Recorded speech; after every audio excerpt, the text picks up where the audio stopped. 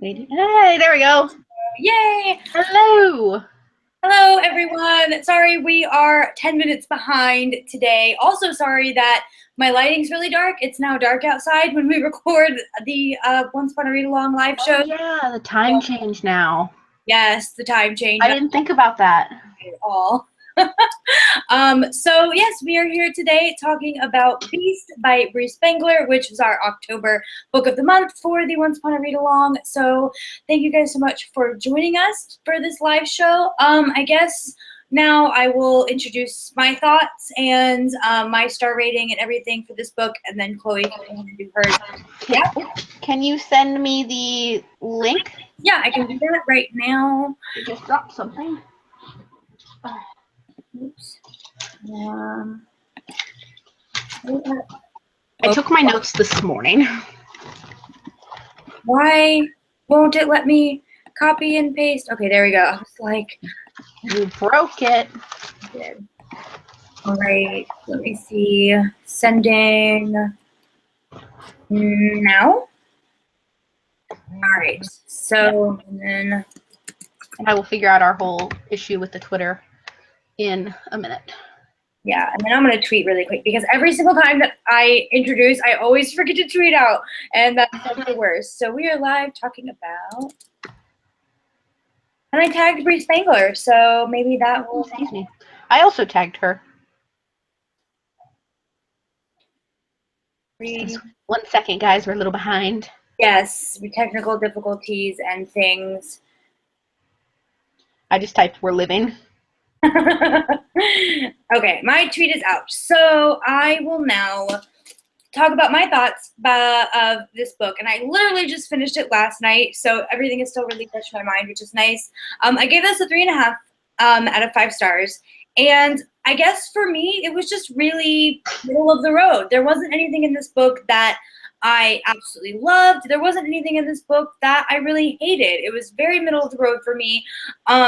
If you guys don't know, Beast by Brie Spangler is an LGBTQIA novel about a boy and a girl who is transgender. The boy is cisgender male, but the girl is transgender, and they meet in a group for kids who harm themselves. And for him, it's kind of like a misunderstanding, but that's also up in the air. But for her, she is a self-harmer and is dealing with a lot of things because she is transgender and trying to kind of just live as a teenager in this already difficult world. Being a teenager is just so hard, much less being transgender. So they meet and there's a romance there. This is a romance contemporary, and so it was good. I liked the writing, I liked the story, I liked the characters, but me and contemporary were not the best of friends, so it wasn't like an amazing book for me just because there wasn't anything that really, really wowed me with this one.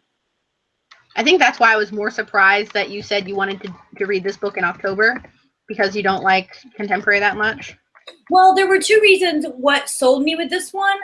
Number 1, because it's a Beauty and the Beast retelling, and number 2, because it's about a character that is transgender, and I had never read a book that had a character that was transgender, and so I really feel like I needed that in my reading this year. I need more of that, definitely, overall, and it's about, you know, so those 2 things, the retelling aspect and the transgender aspect, were definitely reasons that sold me. For my contemporary, I've said this in the past, for my contemporary, I really need something extra. I can't just have a boy and a girl and they fall in love. Like, it's just not enough of a story for me. So this had a couple of extra aspects in there that made me want to read it.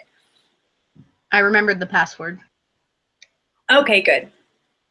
I'm going to change it now, though. Okay. Were we able to get all of our tweets out? I tweeted. Awesome. So, or I tweeted on the group. So I know I saw on Facebook that you gave this a 3 out of 5 stars as well, right? Yes. Let's see. Okay. I gave this 3.5 out of 5 stars. When I was like 3/4 of the way through the book, I was kind of thinking about a rating because I enjoyed the storyline. There were just some things like here and there that I didn't like or I didn't think were clear. So I decided to go with 3.5 because it wasn't a bad book, so I didn't think it deserved a 3. But it wasn't like way up there for me. Like, I'm glad I enjoyed it because, I had to buy the book for this, but overall, like, I enjoyed the storyline and the idea. There were just some, like, little things here and there that I didn't enjoy. And this is the first time I think I've read a completely centered LGBTQ book. Right. Yeah, I think this is like the first time I've read a mostly centered around that one. All right. So before we move on to more spoilery aspects about this book, I do want to go over the chat because, my mom. So my mom and my little brother always watch all my live shows, and so I'm so thankful. So hi, Mom, and hi, Daniel. I love you guys. Hi. And then we do have one other commenter, and her name is FancyBabe120. She said her name is Emma, and she said a lot of things. She was wondering when the live show was starting. So we had a little bit of technical difficulty. Sorry, guys. And then she said, can you say hi, Emma? Please, it would make my day. Hi, Emma. So thank you guys so much for watching. I am very thankful that you guys come in and watch our Once Upon a Read Along live shows. I'm pulling up the chat now too. And definitely let us know if you guys have read this book, or if you have any thoughts about it, or if you want to read it, or if you have any questions about the book that we can answer for you guys. Let us know in that chat section. It should be like on the right side of the page. Oh, she also said she loves us so much because she's like, is it really? She's like the sweetest. I'm dead. Thank you. All right. So, and then I think that was all the chat we have. I'm sure my older brother will be coming in any minute to, comment, because he always does too. So anyway, I have like a huge fan base, you guys, and it consists of my mom and my brothers. My grandma said she was going to try and watch too. Oh, I love your grandma. We had so much. I was on the phone with her earlier today. I know this is a little off topic, and because I was telling her about the next book event I'm going to, and she's like, how's Elizabeth? Have you talked to her since then? And I was like, yeah, we have a live show tonight. Oh, I'll have to check it out. Is it on her channel, The Owlry? And I was like, yeah. Your grandma's adorable. I've got like multiple tabs up because I'm working with the Once Twitter, and then I'm also uploading a video. Oh no! Well, you have really good internet. If I could not upload a video and do a live show at the same time, it would be so laggy. I gotta do the multitasking. All right, so there are several things that I really wanted to talk about with Beast, and the first one is like homophobia, and what characters do we think are homophobic, or which ones are just looking out for their children, or like, is our main character, what's his name, Dylan, is he homophobic? Like, there's so many things about homophobia and that I want to talk about with this book, so I think we should start there. I was like, and this is actually kind of like one of the things I didn't like about it was the mom. Yeah. I was really like, I didn't know how to feel about her.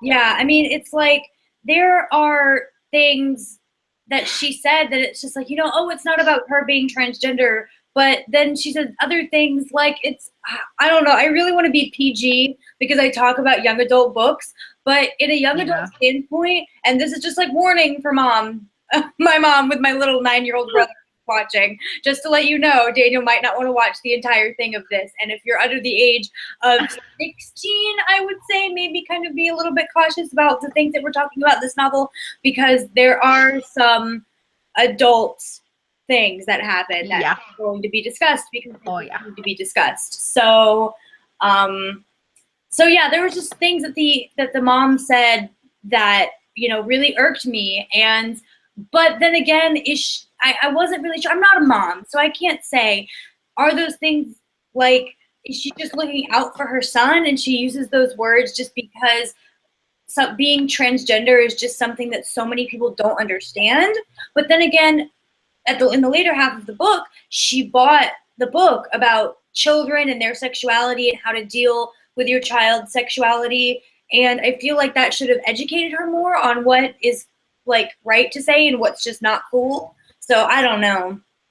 I think she was like, I think she just thought that he had too much going on at the time, and she didn't want to add like more stress to him, like trying to recover and stuff, but it didn't turn out well. Yeah, I can definitely see like a mom in a real life situation would be like, look, you're going through all of this stuff. Do you really need to add this onto your plate as well?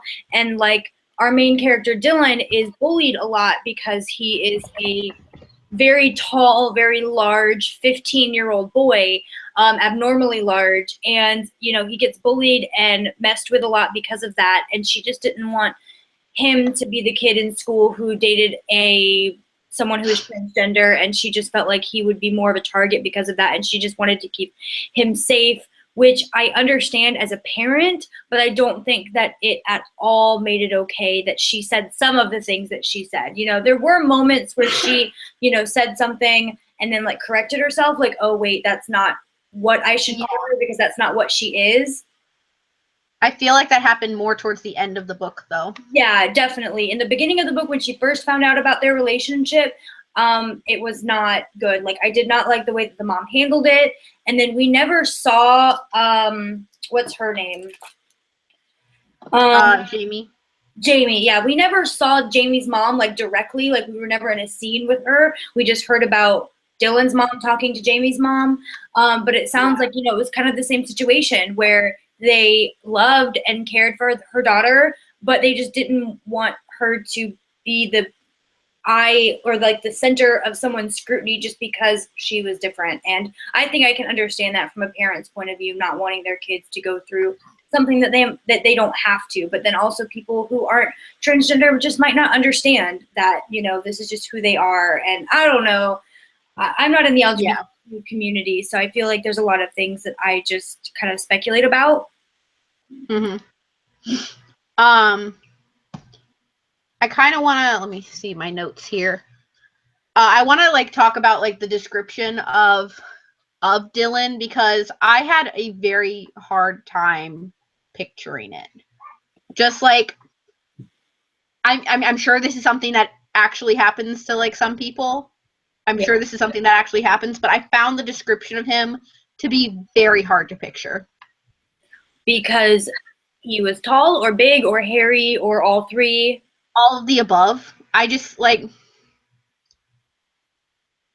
it was just, I guess like for me and my experiences, like I knew this guy in high school and he played the tuba in the band, right? And his nickname was Tiny, and that's because he was like 6.5 feet tall, and he was a big guy. Like he was a big guy. I mean, he wasn't like hairy like they explained Dylan to be in this novel, but he was tall and he was big, abnormally for a 16, 17-year-old guy. So I mean, I guess because I've known someone who kind of matches this description, I can picture it a little bit better. But I can see how it might not seem very realistic, especially because he's 15. I think 15 is maybe a year or two too young.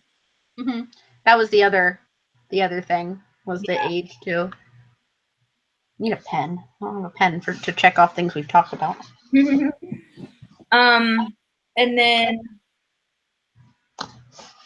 I do want to say that I read a lot of young adult novels that just don't talk about sex and talk about the way that teenagers really act sexually when they're at that age. And I feel like this book was very, very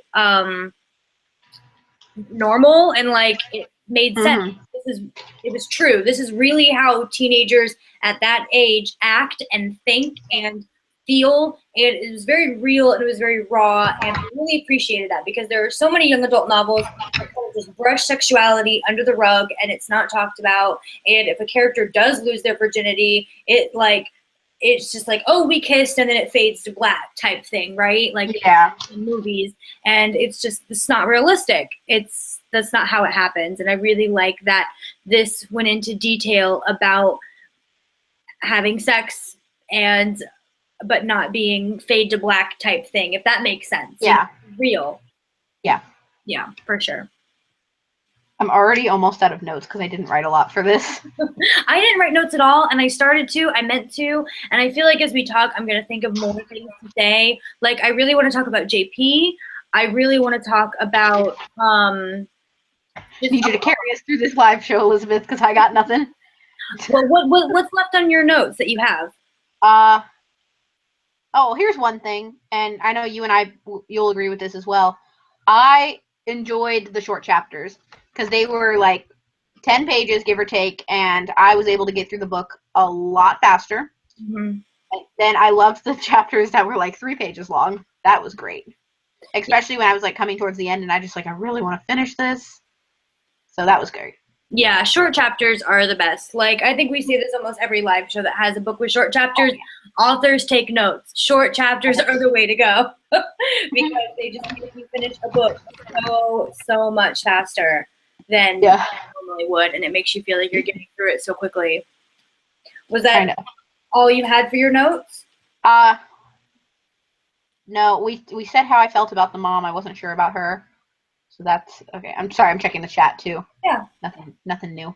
Okay, the other thing I said was, so despite going into this book knowing that Jamie was transgender, I like when the book first started and we were introduced to her, I had like a mental picture of her. Mm-hmm. And I feel like there's an actress out there that I could like fan cast as her, but I can't think of her name right now. And then after he found out that she was transgender, when they were like not in group, but the actual time he found out, right? And then he was like noticing all these different things. Then I still didn't picture her differently, even when it was being described as all these things that he now noticed about her. Right. I still pictured her the same way. Yeah. Like I didn't really have a different picture. No, yeah, me too. I really feel like the only person who saw her differently was Dylan. And that's another thing that I wanted to talk about, like his reaction to her before he knew she was transgender and after. Because I really genuinely feel like way deep down, it didn't affect his, I mean, obviously by the end of the book, we know that her being transgender does not affect his feelings towards her. But the way that he acted made me so upset. Like, I just feel like no matter who a person is, if you genuinely and truly love them, I just don't think that you should react to somebody in that manner, unless they tell you, hey, I'm a serial killer or something like that, Yeah. But it depends on the situation. Right, but something like this should not make you feel differently towards somebody. And I honestly feel like it's society telling men how to be masculine. If you are like that, sexuality is black and white, which it's not. I've always believed that sexuality is extremely fluid. Obviously Dylan is a straight male. That's what he identifies as. But he fell in love with a girl who's transgender, who didn't go through all of her changes yet. And they lost their virginity to one another. So obviously there is something more that's just not black and white, not I like girls and that's it, because it's more than that, more fluid than that. Yeah, like I feel like the relationship between the two of them went back and forth a lot, and it didn't just have to do with her being transgender. Like that was the first reason why they kind of took a step back, but then after that it was just a lot of back and forth for different things. Yeah, like Dylan made me really, really upset. Like when his mom walked in on Dylan and, he obviously was like grounded, right? But after he got off being grounded, he still didn't text her. He didn't text her. He didn't call her. She got him a Christmas present and he didn't call her even then. And I don't understand why. Like, I feel like that night that they were together really was a breakthrough for their relationship, and they could have gotten back together, but he chose just to completely go ghost on her and not talk to her at all or text her or anything when he could have.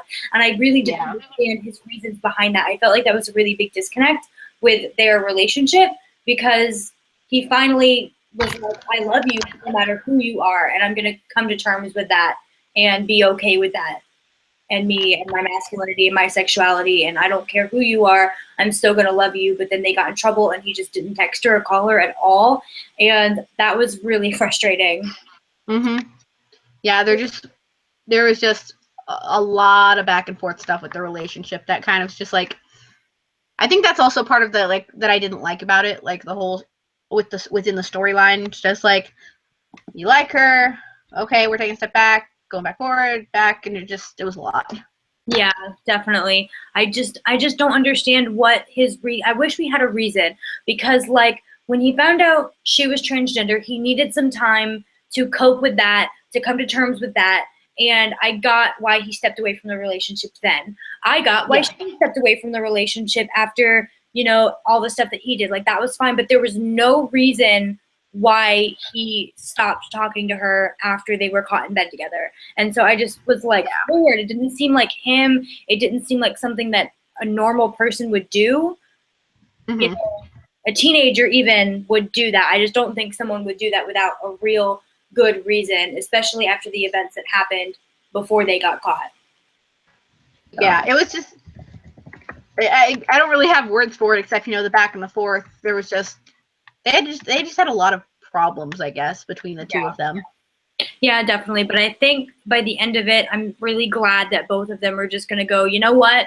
Screw what everyone else thinks. We're happy together. We're going to be happy together. And we're not going to worry about what everyone else is saying. And we're just going to be together. And I love at the end when she came back and they were just happy. That was nice. And then went and got his cast off. Yeah. Yeah, it was so good. Romantic. I really liked the ending of the book, both for closure on their relationship and just overall, I really, really enjoyed it. The ending, at least, was really good. Yeah. And then if we want to talk about, like, I guess the villain, sort of, in this book, if we want to talk about... I mean, villain. Yeah. I mean, like... JP, I guess. He's a jerk. Like, I hate him. I hate him so much. At first, I really liked him, you know, because he was the popular guy who had a best friend, but didn't care what anyone else thought about his best friend, right? Like, everyone else had bad thoughts about Dylan, but JP seemed like he didn't care. Dylan was still what everyone said. I feel like JP and society as a whole can be considered the antagonist of the story. That's a very good outlook on it that I didn't think of before. Because, like, remember when he stood up in the cafeteria and announced it to everybody in the lunchroom? Yeah. So that, I mean, the school society, but just society as a whole. Right, yeah, no, that's a very good point. That's a really interesting way to look at it, and I didn't think about that, because there's just so many people who are against, you know, the LGBTQ community as a whole, much less people who are transgender, which they're getting a lot more heat nowadays. You know, it's kind of switched from gay to people who are transgender are now getting a lot of the animosity and the hate crimes and all of that stuff. So I can definitely see that. And then just like I almost wanted to forgive JP after he did that thing in the cafeteria where he outed Dylan for dating someone who was transgender and basically like opening the floodgates for people to make fun of him and to attack his girlfriend and all of these things. And that just made me so angry. But then I wanted to forgive him because Dylan said that about his mom, said that his mom was a drunk and kind of like threw that in JP's face. So, I mean, I'm trying to think about how to say this. Give me a second. And I didn't want, like, I tried to forgive him. I tried to make excuses for JP because I thought that he was a good person, and I would have been mad too. Like, if someone said that about my mom or attacked me on something that, like, because JP had not told anybody else but Dylan and Dylan's mom about his mom being an alcoholic. And so to have him throw that in Dylan's face was when JP's face was a really bad thing to do. I mean, like, it was a shitty thing to do. Like, I'm not saying that Dylan is perfect or anything like that, because what he said about JP's mom was messed up, you know, and I would have been mad too. So I wanted to kind of give Dylan a pass or JP a pass when Dylan said that, but it was really hard by the end of the novel for all the other actions that he was doing. I mean, they're both at fault, because Dylan said that about his mom, and then JP, kind of, like, we get a lot of background about how he basically uses Dylan, especially when he made up that part about somebody going after Jamie. Yeah. And saying, you know, I'll tell them to stop if you go do this. And I'm like, that's ridiculous. Yeah, like that's oh yeah, definitely. That's when JP did that and like basically threatened Dylan into beating some kid up for him. That's when I was like, okay, I can't make excuses for this kid anymore. He's not a good person. He's selfish. He is only trying to use this situation to his benefit. And Mhm. you know, at the end, when Jamie was like, "Look, JP just wants to be your friend, and JP is just mourning your friendship," I wanted to be like, "Okay, that's fine. You can mourn his friendship, but it doesn't give you the right to act like that towards him and take advantage of him and his size and the fact that he can beat people up in a second because of his size." Yeah, I think even by the end, I still don't like JP. Oh no, yeah, definitely not. I'm really hoping that Dylan does not become friends with that guy again because he's not good news. Yeah. I'm not even sure how genuine he is towards Jamie and who Jamie is and Jamie and Dylan's relationship. Like, because he came off as this person who was so accepting and so, you know, open to their relationship, but I just really don't feel like that's genuine. Either he's lying Yeah. or something. I also have a theory that he's gay. How's your theory come by? Because I have heard, and I can't say because I'm not a gay male, that there are gay men, and JP is described as what, like a womanizer. He'll get a girlfriend for a couple of weeks, make out with her, use her, and then dump her, right? And I'm feeling like maybe that's just a front because he is too embarrassed about his sexuality and he doesn't want to admit that he's gay. And being the most popular kid in school, that would probably be a really bad situation to be in. And the fact that I feel like he was sad that Dylan wasn't his friend anymore, that maybe he has feelings for Dylan. So it's just a theory. I don't think there's really any concrete evidence to back it up. But at the end, when Jamie said, you know, he just misses you. He wants to be your friend and he's sorry. That was when it clicked for me. I was like, maybe JP has feelings for Dylan. So I don't know. I mean, this is a standalone, but I mean, we could get like a spin-off. Like, what's JP doing now? Like, yeah, I would like that. I'm very curious. Like I have an inkling that he might be gay, but Brie Spangler, if you're watching this, let us know in the comments if Dylan is gay or if JP is gay, because I have a feeling that he has feelings for Dylan and that his womanizing tendencies are to mask that. And I don't know. I guess we'll see. I'm gonna go on look up her Goodreads page. This is her debut, but I know normally they may have like something about another novel coming out with that author after. Right. Yeah, you know what I'm saying. Yeah, I know what you're saying. I know what you're saying. Before I forget, this doesn't have to do with the book. Before I forget, if we can stay on for like 20 minutes to a half hour after, so we can talk about different things. Yep. That would be great, since we didn't get to do it beforehand. Yeah. Let's see. Brie Spangler. And I mean, like, I feel like she's a good enough writer that no matter what her next book is, I would possibly pick it up. I mean, if it has transgender or LGBTQIA aspects in it, I would, you know, give it a go for sure and check it out because I feel like I need more of, you know, those kinds of books in my reading repertoire, so to speak. Yeah. I feel like I would too, because like when Catherine Holmes, when she wrote her first book, it had a very, very slight religious base to it because it was like a church camp that they went on. But I like immediately, as soon as I heard about her next book, I requested an ARC of it because I loved her stuff so much. Mm-hmm. So anything about Brie Spangler writing another book? I mean, she writes lots of kids' books if you want to read a picture book. Oh, interesting. Peg Leg Pete. Or no, it's not even Pete, it's Peg Leg Peak. But she doesn't have any books set for coming out next year? As of right now? Still looking. Maybe she'll say something on her Twitter. We should talk about how it's listed as a retelling, a Beauty and the Beast retelling. Yes, thank you. That is definitely something else that I wanted to talk about. It's contemporary based. Right. So, so my theory with the Beauty and the Beast retelling, right? So, now that I'm done, this is my theory from before I finished the book. Now that I'm done with it, I I don't agree with it, but before I read the book, I was like, okay, so in the description it says that Dylan is a huge guy. He's very, very hairy. He's very tall for his age, and people call him the Beast. Like, that's his nickname. So I get that half of the retelling. Now, the beauty is obviously Jamie. And when I was talking about this book, I said, you know what?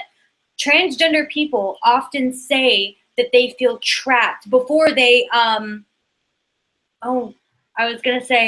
before they transition, that's the word I'm looking for. Before they transition, they often say that they feel trapped in their own bodies and they just don't feel like they're able to be who they really are because they don't associate with the gender that they were assigned at.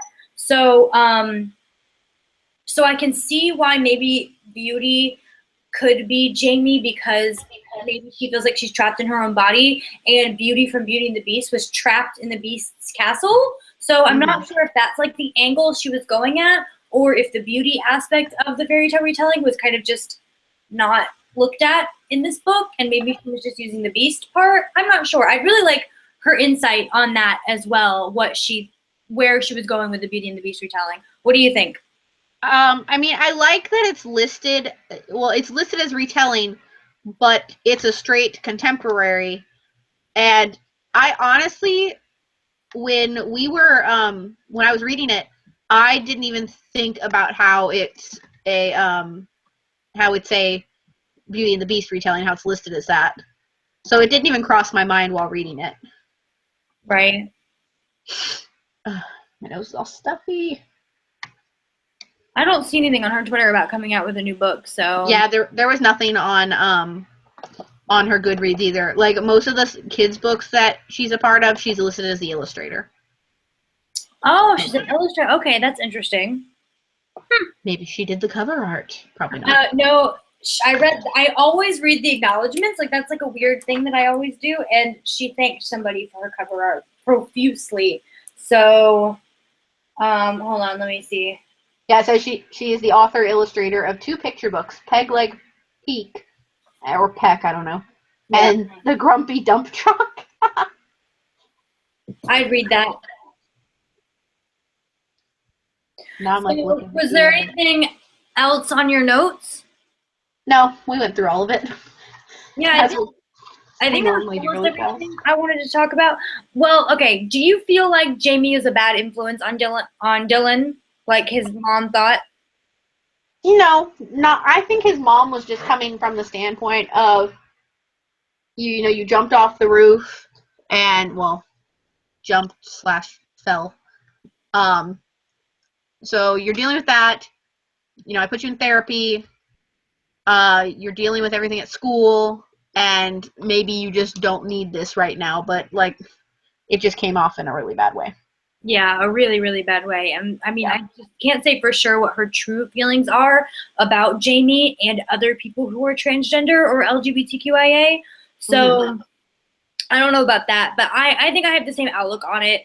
I don't think that Jamie was a bad influence at all. I think she was actually a really good influence. I mean, they bought beer together and skipped school, and that's not necessarily the best thing to do, but I feel like they were just teenagers wanting to spend time together with their first love. And, I snuck out of the house in order to hang out with my boyfriend when I was in high school. Like, I feel like that is slightly normal. So, yeah. And I think she did a lot of good things for him, too. Like, she opened his mind and his heart to something that he thought might never be a possibility, like dating someone who is transgender, and made him more open and accepting of people in that community. And, she loved him. And I really feel like they did love each other, that they do love each other. So, and I think that's a really good experience to have. Every teenager needs to fall in love at least once, or every young person needs to fall in love at least once. So that's good. I don't really have anything else, though. No, me neither. I'm trying to, drag this out a little longer, so we don't talk about 50 minutes. But, my reviews are, 5 minutes long. So talking about one book for, 45 minutes is a little bit difficult.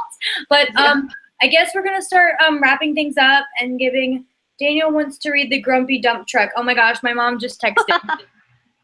She said, Daniel wants to read The Grumpy Dump Truck. He thinks that's hysterical.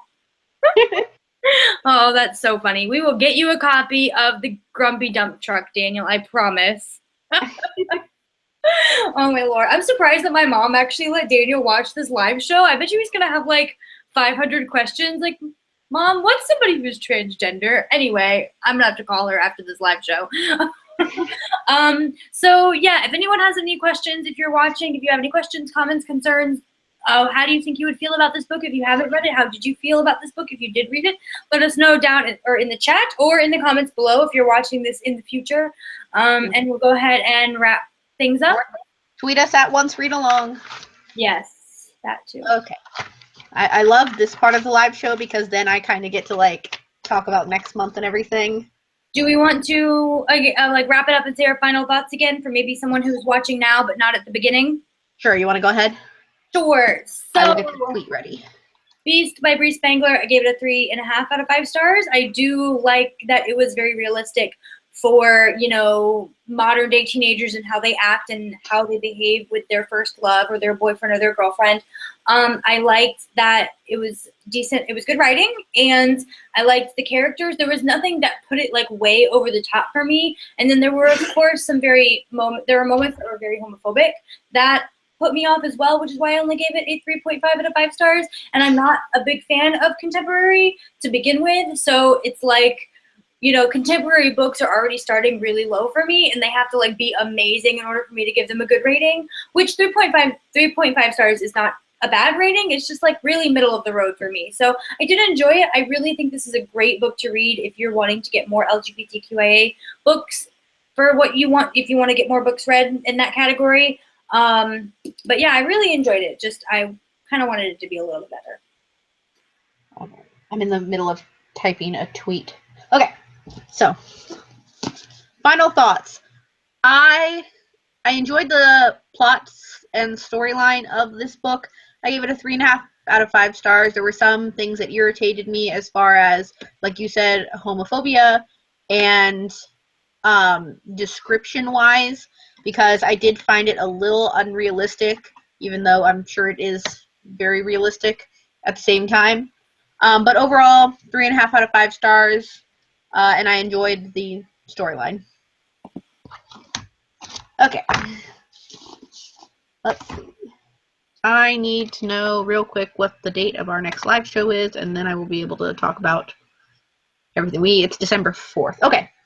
So, of course, it would not be what am I trying to say? It would not be Once Upon a Read Along with you and I if we didn't do Marissa Meyer at least once a year. We've already done her once this year. Well, we're going to do it again. Coming out in 2017, so. Yes. So, we're going to do it again because the November book of the month is Heartless by Marissa Meyer. I'm so excited. We both pre-ordered our books. You see, in one day, we get a new book and a new present all at once. One I'm so excited for, and the other one I am dreading. Like, I'm going to be, I don't care, like, this is not political, like, whatever, who wins, but the entire day I'm going to be have so much anxiety anyway, because I'm like, and I'm really hoping, I pre-ordered it from Amazon, and so my book better come that day because I'm leaving the next day. So if I don't get it either the 8th or the 9th, I'm going to be so mad. I'm leaving for Charleston. So yeah. I always order through Books A Million because, for one, I have the membership card, so shipping is free. But for the other reason is because if you pre-order something, they say that it'll ship the day it comes out. They ship it a few days before, and it gets to you the day it comes out. Yeah, I've had for Amazon, because I have Amazon Prime, so it's really cheap to ship. It's like 50-50. Sometimes I'll get it the day of release. Sometimes I'll get it 2 days after release. Sometimes I'll get it a freaking week after release. And I've noticed that the earlier I pre-order it, the earlier it will come. So I really needed to come on time because I want to read it on my 6-hour drive to Charleston so badly. I am typing the tweet to announce this on Twitter, but our live show is going to be Sunday, December 4th at 6 p.m. Eastern Standard Time on this channel. Yep. And we are very excited because For one, I love Marissa Meyer. She is what made me love retellings, and I love the Lunar Chronicles. And then this is an Alice in Wonderland retelling, which, if you don't know me, I have like this strange obsession with Alice in Wonderland. So I love Alice in Wonderland, so I'm super excited about this. This is like everything I love wrapped in one. Have you read the Splintered Chronicles? Or the Splintered series or whatever? No, I need to. Girl! I know. got a lot of stuff I need to read. I mean, who doesn't? But I'm really excited. I really, really loved the Looking Glass Wars for an Alice in Wonderland retelling. So I am nervous to see if this Alice in Wonderland, if this Wonderland lives up to that Wonderland. Like, Wonderland is such an amazingly unique place that I am always worried about how I'm going to perceive it and how an author is going to portray it differently in each book. So I guess we'll have to wait and see. Yeah, I'm just excited. Yeah, mostly because of Marissa Meyer. Yes. Yes. But she just needs to keep coming out with books at least once a year so we can do a month of Marissa Meyer. Yeah.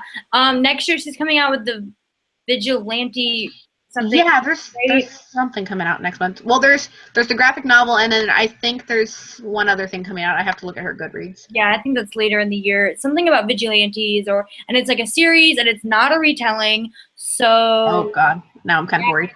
I'm almost positive it's not a retelling. So we'll have to see what that's all about. Okay, I just got the tweet set out announcing next month's book. Let me pin it to the profile, and then I change the currently reading thing in the description. I do this like at the end of every live show, and I make sure I do it. You go, girl. You were so on top of it. I haven't touched the Goodreads, so that's something I need to talk to you about when we're done. Right. All right, so let's go ahead and wrap it up. No one else said anything except for my little brother said, "Thanks, Izzy, I love you," from Daniel, meaning thank you for getting him the book, I'm guessing. So, yeah. I mean, hey, Christmas is coming. That's right. Christmas is coming. I think he'll be disappointed, though, that it's like a little baby book and it's not like a chapter book like he's reading now. But anyway, we'll have to see how that works out.